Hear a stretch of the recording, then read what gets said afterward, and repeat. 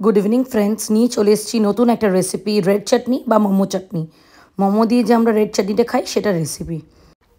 গ্যাসের মধ্যে প্রথমে জল ফুটতে দিতে হবে। জলটা ফুটে গেলে ওর মধ্যে দুটো টমেটো, ৬-৭টা শুকনো কাঁচা লঙ্কা আর রসুন ১০-১২ কোয়া বা ১৪ কোয়া রসুন আর একটি আদার টুকরো দিয়ে আপনারা ওটা ফুটতে দিন। যখন ফুটে যাবে মনে হবে টমেটোটা সেদ্ধ হয়ে গেছে, তখন ওটাকে ঠান্ডা করে নিয়ে এইভাবে টমেটোর খোসাটা ছাড়িয়ে নিতে হবে। নিয়ে ওটা একটা মিক্সির বাটিতে পিষে নিলেই স্বাদ অনুসার নুন দিয়ে রেডি আপনার রেড চাটনি বা টমেটো চাটনি বা মোমো চাটনি। এবং এটি গরম গরম মোমোর সাথে খেতে খুবই ভালো লাগে। যদি এই রেসিপিটা আপনাদের ভালো লেগে থাকে অতি অবশ্যই লাইক শেয়ার কমেন্ট করতে ভুলবেন না।